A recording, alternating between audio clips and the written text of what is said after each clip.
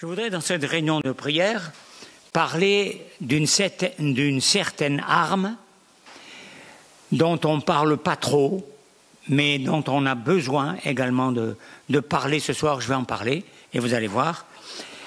Ça sera dans un deuxième thème, mais je vais faire quand même le rappel des armes de Dieu. Vous allez être étonnés de ce qu'on parle toujours des armes, parce qu'on en a besoin, on les a, mais il faut s'en servir. Et moi, je m'en sers, voilà. Et tous, je pense, vous en servez de façon particulière dans certaines circonstances, lorsque vous êtes attaqué dans les épreuves, ou alors lorsque vous êtes tenté, dans la tentation. Aucune tentation ne vous est survenue qui n'était humaine. Et avec la tentation, Dieu a préparé le moyen d'en sortir afin que nous puissions la supporter. Bon. Alors, rappel des armes de Dieu. Donc, Paul s'est servi du soldat romain qui, partant à la bataille, était revêtu de toutes ses armes pour nous écrire que nous avons aussi besoin d'être revêtus de toutes les armes de Dieu. Alors, il dit, fortifiez-vous dans le Seigneur et par sa force toute puissante. Alors, on parle souvent de l'adversaire qui est puissant. Mais le Seigneur, ne l'oublions pas, est tout puissant. Et il a été vaincu par le Seigneur. Le diable a été vaincu par le Seigneur. Ça, c'est important. Donc, nous marchons dans la victoire. Faut-il le saisir aussi par la foi. Et puis, non seulement nous devons être revêtus de toutes les armes de Dieu, mais Dieu lui-même les a utilisées.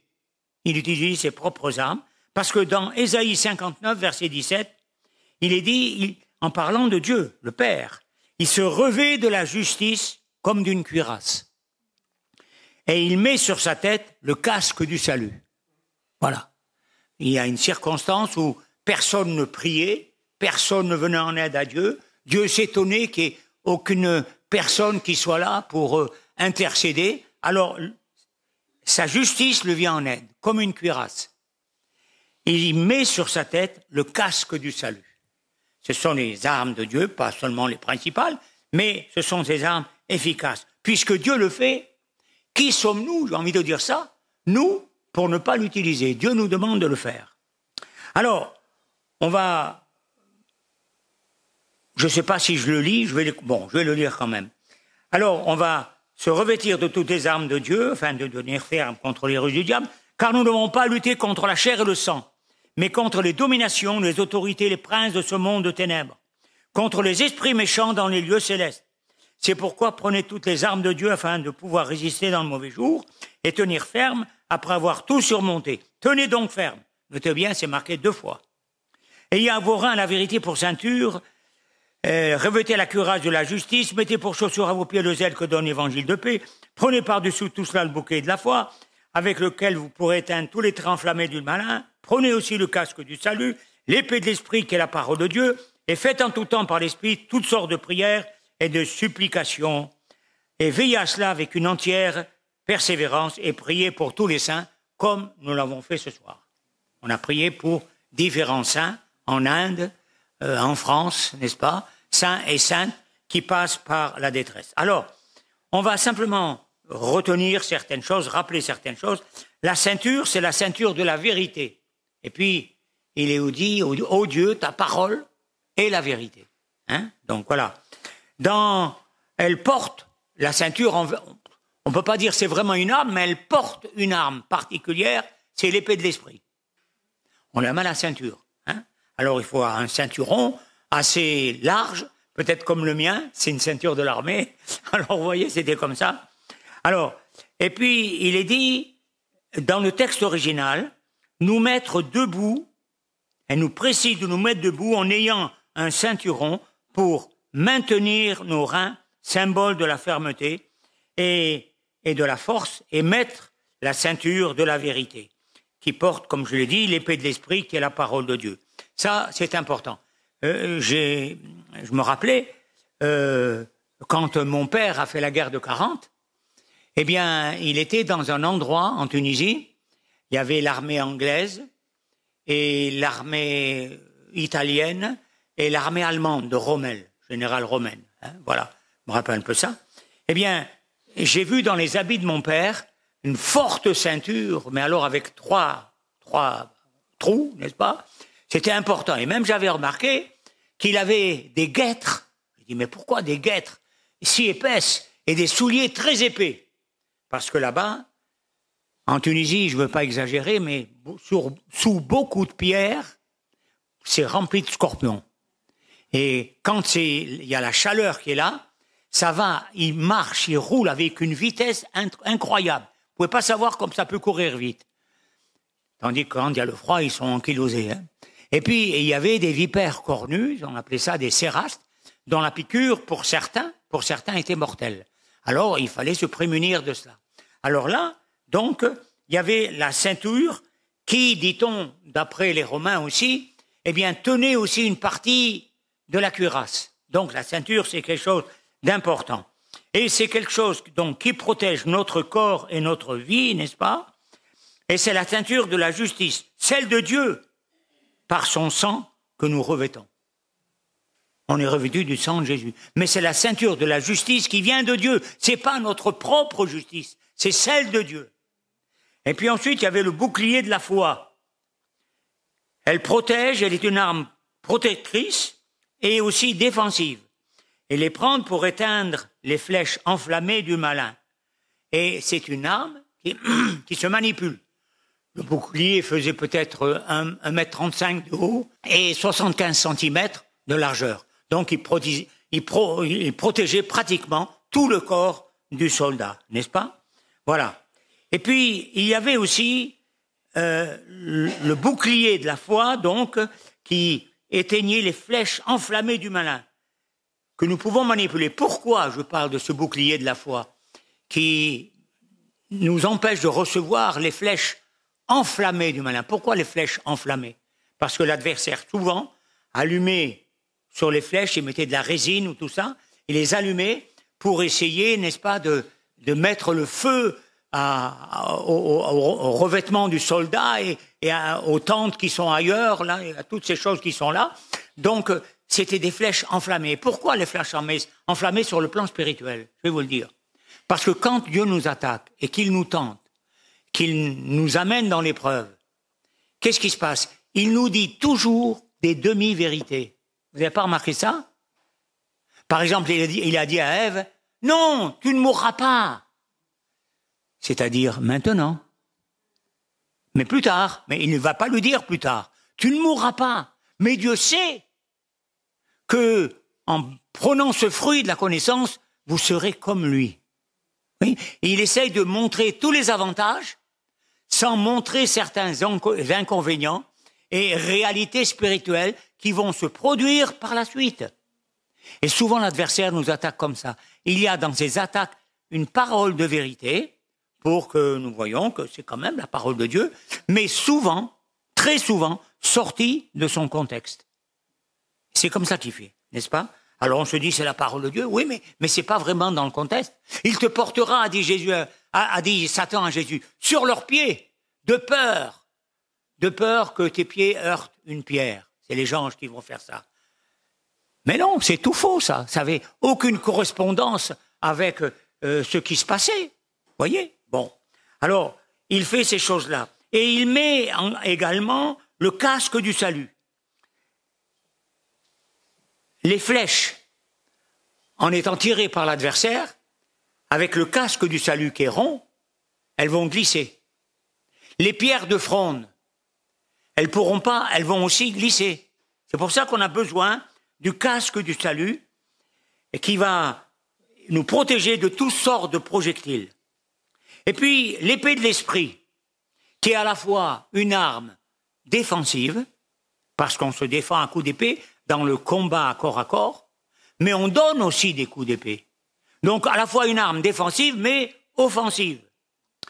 L'épée de l'esprit, c'est quoi? C'est les paroles dites à l'époque de la tentation de Jésus, les paroles de Réma, c'est-à-dire les paroles inspirées de Dieu. Inspirées de Dieu, n'est-ce pas? Qui est la parole de Dieu. Et appropriée à la situation que nous traversons. Toujours Jésus, c'est pour ça qu'il a vaincu l'adversaire par la parole de Dieu, qui avait été prononcée jadis par Moïse, ou peut-être même par d'autres, mais surtout par Moïse, parce qu'il a voulu montrer par là que c'est la parole de Dieu qui est victorieuse. Le Réma qui a été écrit, c'est lui qui est victorieux et c'est dont le diable a absolument peur. Il est terrifié quand on prononce la parole de Dieu.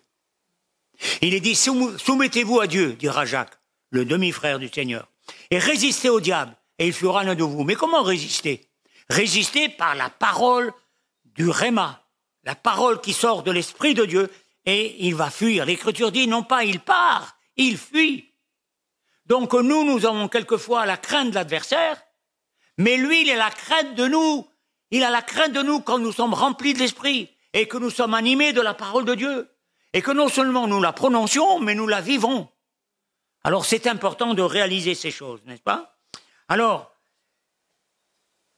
devant tous les problèmes qu'on peut donc rencontrer, il faut toujours utiliser la parole de Dieu.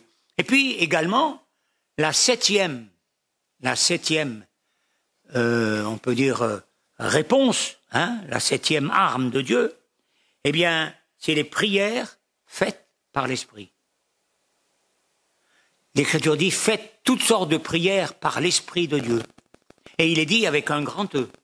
Donc il s'agit de l'Esprit de Dieu. Priez pour tous les saints. Donc, comme on a fait tout à l'heure, on a prié pour les saints qui sont dans la difficulté, dans la maladie, dans l'épreuve. On a demandé le secours de Dieu pour eux. Et Dieu va nous exaucer. Et il va commencer quelque chose pour eux. Et il va dire, priez aussi pour moi. Ça veut dire quoi? Priez pour tous les serviteurs de Dieu. Ça, c'est important parce que ceux qui sont attaqués en premier, c'est les serviteurs de Dieu. L'adversaire attaque d'abord les serviteurs de Dieu parce qu'il sait que s'il peut en faire tomber un, eh bien, ça va faire du dégât dans l'Église. Et d'abord dans sa famille. Voilà. Alors, en particulier, les pasteurs. Maintenant, nous revenons à cette arme dont nous n'avons pas parlé, pour ainsi dire. Mettez pour chaussure à vos pieds, c'est le verset 15, le zèle que donne l'évangile de paix. Or, comment étaient les chaussures des Romains? Les chaussures des Romains étaient, je crois qu'il y avait des espèces de clous dessous pour, dans un terrain boueux, n'est-ce pas, eh bien, qu'ils puissent tenir ferme. Bon, alors, ils avaient ces chaussures-là, n'est-ce pas? Et puis, des chaussures pour quand ils combattaient le combat au corps à corps, pour bien se maintenir dans l'endroit où ils se trouvaient, dans la situation qu'ils étaient en train de traverser. Il ne fallait pas qu'ils glissent, parce que c'était terrible pour eux le résultat. Alors, dans l'Ancien Testament, qui a eu le plus de zèle, d'après vous? On voudrait quand même avoir des réponses là. D'après vous, dans l'Ancien Testament, quel a été l'homme le plus zélé pour Dieu?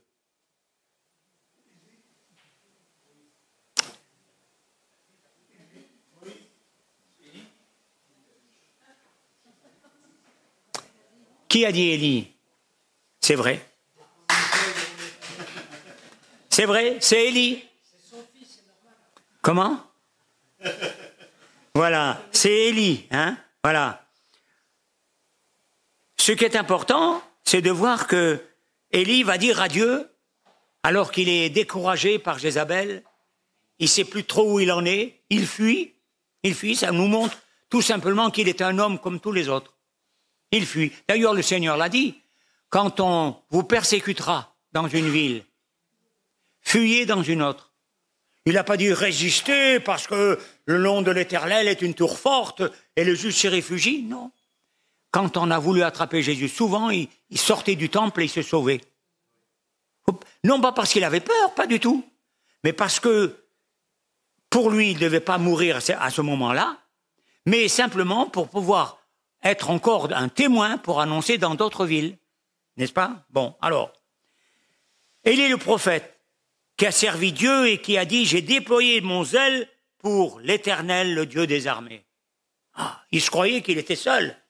Et puis sur la montagne du Sinaï, quand il a entendu un bruissement doux et léger, il s'est caché la face parce qu'il a su que c'était la présence de Dieu et que Dieu allait maintenant lui parler. Et qu'est-ce que Dieu lui a dit? C'est bien, tu as bien fait. Non, pas seulement ça. Mais il a dit, je me suis réservé 7000 hommes qui n'ont pas plié le genou devant Baal et qui ne l'ont pas servi. 7000 hommes. Il ne savait pas ça. Oui, il y avait 7000 hommes. Et c'est vrai que Dieu se réserve des témoins autour de nous. Et ce qu'on a besoin de savoir, c'est que ce sont des témoins. Et cette nuée de témoins, elle doit nous encourager dans la marche avec Dieu. Même s'ils sont peu nombreux, peu importe, on regarde à leur marche avec Dieu. Et il y a une partie de cette nuée de témoins dans l'Épître aux Hébreux, chapitre 11. Vous avez remarqué que Dieu a mis en valeur certains témoins, comme Samson. Ah, beaucoup disent, oh là là, Samson, ne me parlez pas de Samson, il était dans l'immoralité et tout. Non, regardez sa fin. Il a gardé la foi jusqu'à la fin. Et il a dit que je meurs avec les Philistins. Et il a tué, au moment de sa mort, plus de Philistins pendant sa vie. Eh bien, c'est un héros de la foi. Dieu le regarde comme un héros. Son nom est marqué. C'est étrange, mais c'est comme ça. Son nom est marqué. C'est pas le commencement d'une chose qui est importante. C'est la continuation, c'est vrai, mais la fin. Et souvent, la fin sera selon la continuation. Et on a besoin, n'est pas vraiment de dépouiller notre zèle pour l'Éternel des armées. Et la fin d'Élie, qu'est-ce qu'elle a été?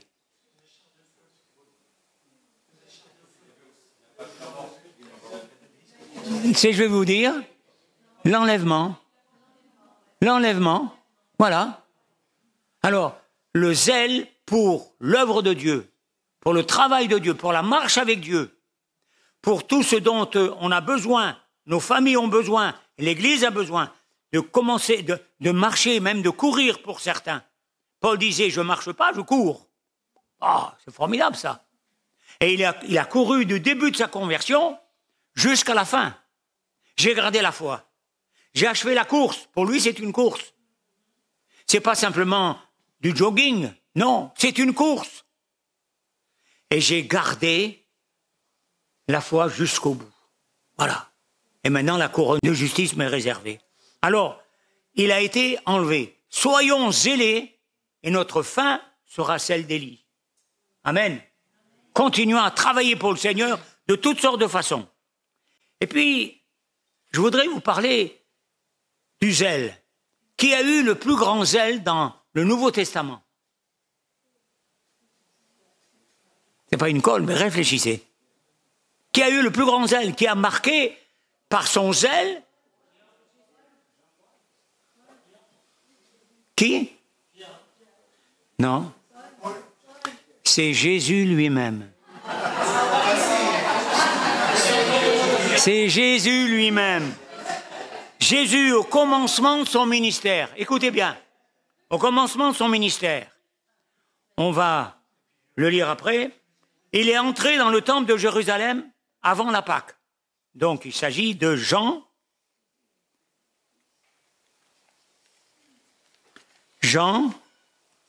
chapitre 2 et verset 13. La Pâque des Juifs était proche. Jésus monta à Jérusalem. Il trouva dans le temple des vendeurs de bœufs, des brebis, des pigeons, des changeurs de monnaie, assis, ayant fait un fouet avec des cordes. Voilà comme le Seigneur les traite. Il les chassa tous du temple, ainsi que les brebis, les bœufs. Il dispersa la monnaie des changeurs. Il renversa les tables et dit aux vendeurs de pigeons, ôtez cela d'ici, ne faites pas de la maison de mon père une maison de trafic. Ses disciples se souvinrent qu'il est écrit dans le livre des psaumes, psaume 69, verset 10, vous pouvez le contrôler, le zèle de ta maison me dévore. Ah, ils s'en sont souvenus de ça. Le zèle de ta maison me dévore. C'est ça qui a frappé le cœur des disciples, au tout début. Voilà. Alors, c'est important de voir que dès le début, n'est-ce pas, eh bien, le Seigneur est entré dans le temple de Jérusalem avant la Pâque. Il a purifié le temple en chassant tous les trafiquants qui s'y trouvaient et accomplissant ainsi la prophétie du roi David. Et puis, Jésus, vers la fin de son ministère, dans Marc 11, on va s'apercevoir qu'il va faire de nouveau exactement la même chose. C'est Marc qui va donner plus de détails que les autres. C'est pourquoi j'ai pris l'évangile de Marc, chapitre 11, versets 15 à 17. On va pouvoir lire ceci, n'est-ce pas? Et ils arrivèrent à Jérusalem, et Jésus entra dans le temple, se mit à chasser ceux qui vendaient et achetaient dans le temple. Il renversa les tables des changeurs, les sièges des vendeurs de pigeons. Il ne laissait personne transporter aucun objet dans le temple. Et il enseignait et disait, n'est-il pas écrit, ma maison sera appelée une maison de prière pour toutes les nations? Et dans l'Ancien Testament, c'est marqué pour tous les peuples. Mais vous en avez fait une caverne de voleurs. Vous. D'après vous, qui c'était? Eh bien, c'était, n'est-ce pas, les marchands du temple, certains du peuple. C'était malheureusement les religieux, parce qu'ils trafiquaient avec ça, n'est-ce pas? Les religieux. Alors, frères et sœurs, ne soyons pas religieux. Rejetons cela, hein? Parce que souvent, quand on témoigne, je sais pas, moi j'ai remarqué quand je témoigne, souvent j'entends des gens me dire, ah, moi je suis catholique, monsieur. Je dis, mais c'est pas ça qui compte. Moi je suis orthodoxe, moi je suis musulman. Alors les musulmans, ils veulent rien entendre d'autre qu'eux, n'est-ce pas? D'après eux, ils ont la vérité. Ou alors, moi je suis juif, et j'essaye de suivre la loi. Bon, on n'a pas les sacrifices, tout ça, mais j'essaye d'être vrai, d'être sincère. Mais c'est pas ça. C'est pas ça. C'est avoir une relation avec le Seigneur. C'est ça, être chrétien. D'accord? Est-ce que vous avez, est-ce que nous avons, et moi y compris, une relation chaque jour avec le Seigneur? Je me rappelle un serviteur de Dieu, on avait été dans une ville qui est pas très loin de Cagnes, et il y avait une mission avec un certain serviteur de Dieu, n'est-ce pas? C'était, je crois, à Cornerstone. Je ne sais pas si vous connaissez un peu. Voilà, bon. Et cet homme, il disait que des fois, bien que serviteur de Dieu, il avait des attaques. Et vous savez ce qu'il faisait? Il disait, moi, je prends la parole de Dieu, et je prends certaines promesses de Dieu, et je le dis, à voix haute même. Je le dis à l'adversaire. Voilà. Quand je suis attaqué, par exemple, je vais dire, je puis tout par celui qui me fortifie. Je vais dire, par exemple, nous avons tout pleinement en lui. Je vais dire, il n'y a maintenant aucune condamnation pour ceux qui sont en Jésus-Christ. Et devant la parole de Dieu, c'est pas vous qui fuyez, c'est l'adversaire qui fuit. Lorsque vous avez foi en la parole de Dieu et que vous lui prononcez ces choses, quand vous êtes troublé, quand vous avez des doutes, quand vous êtes touché et vous êtes dans une espèce des fois de dépression, vous ressentez plus trop la présence de Dieu, eh bien, vous dites ces choses et vous allez voir, vous allez retrouver la paix dans votre cœur. Le calme, parce que l'adversaire qui était là pour vous interpeller, pour vous faire du mal, eh bien, il se sauve. Devant la parole de Dieu, les démons se sauvent. Et l'Écriture dit qu'ils croient en Dieu et ils tremblent.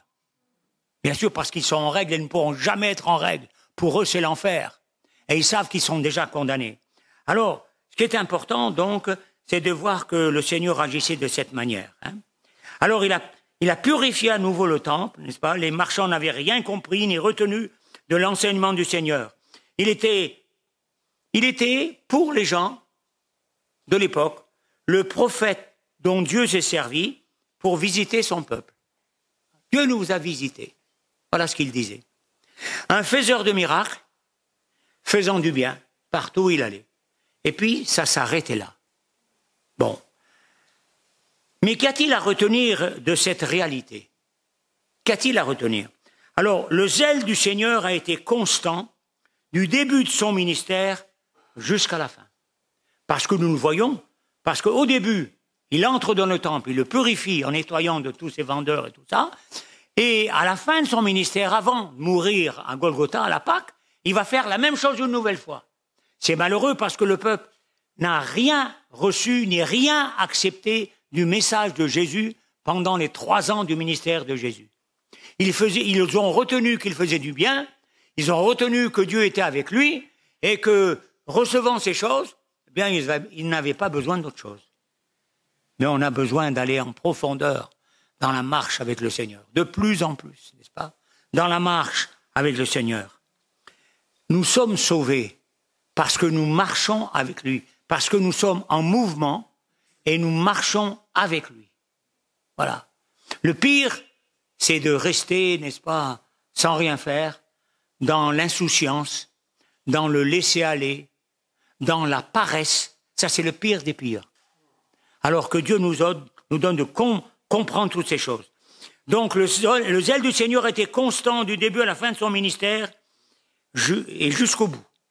Et il est pour nous un exemple de persévérance. Et puis, il y a eu quelque chose dans le ministère du Seigneur. Pourquoi il avait ce zèle du début à la fin de son ministère? Parce que vous allez me dire, attendez, Dieu était son Père et son Père ne lui donnait pas l'Esprit. Comment? Avec mesure, il lui donnait entièrement. Le Saint-Esprit était entièrement en lui. Et il a parlé en disant du diable, il n'a rien en moi. Personne ne peut dire ça. Il n'a rien en moi. Mais il y a eu quelque chose d'extraordinaire qui est resté avec lui et qu'il a eu du début à la fin. Son onction est restée la même. Celle qu'il avait reçue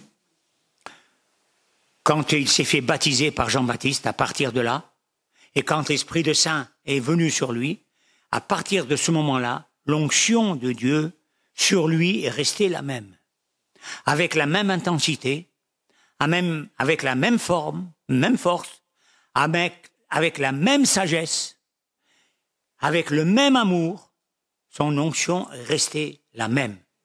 Et il représentait le Seigneur Dieu. Il disait, celui qui m'a vu, il a vu le Père. Il pouvait même admonester un de ses disciples qui a dit, montre-nous le Père, ça suffit. Mais il y a longtemps que je suis avec vous, que tu ne m'as pas connu, Philippe. Celui qui m'a vu, a vu le Père. Donc il a vu la bonté de Dieu en Jésus-Christ. Il a vu la grâce de Dieu en Jésus-Christ. Vraiment, on réalise tout ça. C'est tellement important, n'est-ce pas? Alors, Hébreux 6, 10 à 12. On lit ceci, n'est-ce pas? Je vais le lire avec vous rapidement. Hébreux 6, regardez ce qui est écrit. L'apôtre, on ne sait pas si c'est Barnabas ou Apollos, peut-être que c'est Apollos, il écrit, n'est-ce pas, que dans le contexte, on devrait être des hommes matures. Alors il dit, on ne va pas revenir à la théorie des baptêmes, l'imposition des mains, le jugement éternel. C'est ce que nous ferons si Dieu le permet. Alors il parle de quelque chose de vraiment négatif qui peut se manifester en nous si nous ne veillons pas. Je ne vais pas en parler, mais je vais parler au verset 9. Quoique nous parlions ainsi, bien-aimés, nous attendons pour ce qui vous concerne des choses meilleures et favorables au salut, car Dieu n'est pas injuste pour oublier votre travail et l'amour dont vous avez montré pour son nom, ayant rendu et rendant encore des services aux saints. C'est ce que feront la plupart d'entre nous, n'est-ce pas? Nous désirons que chacun de vous montre le même zèle pour conserver jusqu'à la fin une pleine espérance. Alors, quand on est zélé pour Dieu, moi je comprends ça comme ça, et qu'on travaille pour lui, qu'on est des chrétiens qui annoncent le message de l'Évangile, qu'on devient vraiment des témoins, eh bien, on va garder jusqu'à la fin une pleine espérance. En sorte que vous ne vous relâchiez point et que vous imitiez ceux qui, par la foi et la persévérance, héritent les promesses. Alors, qui étaient ces chrétiens, n'est-ce pas? Eh bien, c'était des gens qui, à la Pentecôte, avaient accepté le Seigneur, et au début, ils étaient 3000, après 2000 ont été avec eux aussi quand il y a eu la guérison du boiteux, et puis ils sont devenus environ au nombre de 5000. Mais il y en a eu d'autres qui sont ajoutés. Et quand ils sont passés devant le Sanhédrin, les disciples du Seigneur, vous savez ce que leur a dit le souverain sacrificateur de l'époque? Vous avez rempli Jérusalem de votre enseignement. C'est pas possible. Ils étaient zélés pour ça et ils l'avaient fait. Alors, ça c'est quelque chose d'important. Et ces gens-là, c'était ceux qui avaient accepté de donner leurs biens. On leur avait enlevé leurs biens. Et donc, n'est-ce pas, il y avait beaucoup de choses semblables qui leur arrivaient et c'était difficile à l'époque de marcher avec le Seigneur. Mais leur zèle avait étouffé tout ce qui est mauvais, n'est-ce pas? Ils aimaient tellement le Seigneur qu'ils avançaient avec lui. Et ça, c'est important. Donc, ils se convertirent au Seigneur, ils marchaient avec lui, et ils se sont ensuite, nous le voyons là, relâchés. Qu'est-ce qui s'est passé? Ils rendaient service encore, mais ils se sont relâchés, il n'y avait plus le même zèle Pourquoi il n'y avait plus le même zèle? Le zèle est conditionné par l'amour. Si vous aimez, vous allez être zélé. Quand vous avez écrit votre première lettre, messieurs, à celle qui est devenue votre épouse, et vice-versa, quand vous avez écrit votre première lettre, mes sœurs, à celui qui allait devenir votre époux, vous avez écrit une lettre, bon, bien, je viendrai te voir s'il ne pleut pas. C'est ça que vous avez dit? Non, non, s'il pleut, même je prends le parapluie, l'imperméable, mais je viens. Rien ne nous arrêtait. Oui ou non? Oh mon Dieu, vous êtes amorphe, là. Qu'est-ce qu'il fait? Mais c'est pas vous êtes mariés parce que vous devez vous marier, ou vos parents vous ont imposé une épouse, ou vous a imposé un mari, c'est pas possible. Ça se passait au Moyen-Âge, ça. Ça se passait au Moyen-Âge chez les rois et tout. Mais c'est pas comme ça pour nous. Mais vous avez été enflammés au début, rappelez-vous ça. Eh bien, Jésus a eu la même flamme jusqu'au bout. Pour nous aimer, pour nous pardonner. Et il continue pendant 2000 ans, plus de 2000 ans, à avoir la même flamme pour nous. Il nous aime d'un amour éternel et il veut nous conserver sa bonté. Voilà ce que dit la parole de Dieu de Jésus. Et ça, c'est important de le savoir. Alors, ils avaient accepté l'enlèvement de leurs biens, mais ils se sont relâchés, bien que rendant des services aux saints. Mais ils le faisaient sans vraiment le zèle. Un peu par devoir. Et Dieu ne veut pas qu'on le fasse par obligation, par devoir. Il veut que quand on témoigne dans la rue, par exemple, eh bien, qu'on témoigne avec un amour pour la personne. Pas parce que je dois témoigner. Ça va, et la personne va le ressentir, attention. Si vous témoignez comme cela, sans rien lui apporter, de l'amour ou de l'amitié, ça ne va pas le toucher. Mais s'il voit qu'il y a en vous, il discerne en vous de l'amour, de l'amitié, alors ça va toucher son cœur. Je ne dis pas qu'il va se convertir de suite, mais plus tard, lorsque Dieu le visitera, il se souviendra de tout cela, de ses paroles. Vous voyez ? Et ça, c'est important. Et c'est ce que le Seigneur a reproché dans l'Apocalypse à l'église d'Éphèse. Et il a même dit quelque chose de grave. Si tu ne te repens pas, j'ôterai ton chandelier de sa place. Ça veut dire, tu ne seras plus une lumière. Tu n'auras plus la possibilité, n'est-ce pas, d'être une vraie lumière. On ne verra pas que tu es la lumière. Le chandelier va être ôté de sa place. Ça veut dire que tu ne seras plus vraiment un témoin, le témoin que je veux. Alors, soyons les témoins que Dieu veut, n'est-ce pas? Alors, le zèle que nous avons pour la marche avec Dieu, pour le témoignage, eh bien, c'est le zèle qui va raviver notre espérance. Donc, témoignons de lui, parce que l'Écriture dit à la fin, Paul dira dans, je ne sais plus quel endroit, je ne sais plus, mais je vais vous le dire, c'est en croyant du cœur qu'on parvient à la justice. Romains? Voilà, lui, il connaît bien. C'est la concordance. Voilà. Et puis, il a dit, c'est en confessant de la bouche qu'on parvient au salut. Dans la mesure où vous êtes zélés et vous confessez de la bouche le Seigneur, c'est pour vous une arme. Ça vous rassure, ça vous fortifie. Et le Saint-Esprit témoigne en votre cœur que vous êtes enfant de Dieu. Parce que vous confessez de la bouche. Il ne faut pas seulement croire du cœur. On parvient à la justice, c'est vrai. Mais en confessant de la bouche, on parvient au salut. Et c'est pour ça que Paul disait à Timothée quelque chose qui nous étonne. Il était un disciple, Timothée. Il allait, dans le futur, peut-être remplacer Paul. Il dit à Timothée, n'est-ce pas, de faire très attention, de lire la parole, de la prêcher, d'exhorter, et d'être un modèle du troupeau. Et il dit à peu près ça, ainsi tu te sauveras toi-même.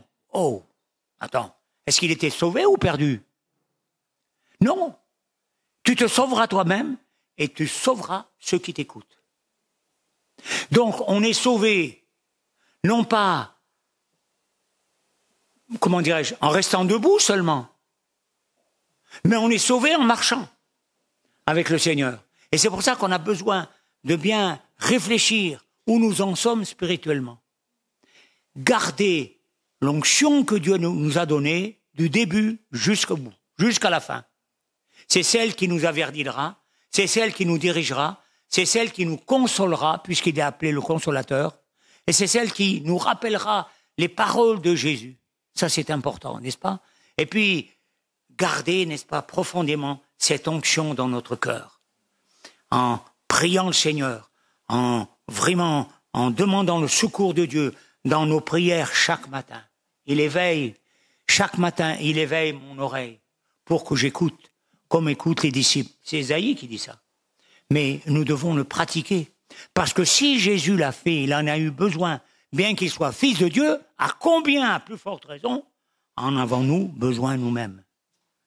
Pour maintenir cette vie, cette onction spirituelle que Dieu a mis dans nos vies. Amen. Voilà. Eh bien, prions ensemble, Seigneur. Seigneur, j'ai essayé d'apporter ce que tu as mis sur mon cœur. Et je te demande, Seigneur, de nous amener tous à ressembler au Seigneur Jésus. Seigneur, donne-nous de ressembler à ton Saint-Fils, le juste et le saint. Parce que tu as dit dans ta parole, soyez parfaits comme Dieu est parfait, comme notre Père est parfait. Nous voulons tendre à cette perfection. Seigneur, étends tes mains, s'il te plaît. Oh, vraiment, conduis-nous encore et renouvelle-nous dans notre être tout entier, dans le nom précieux de Jésus.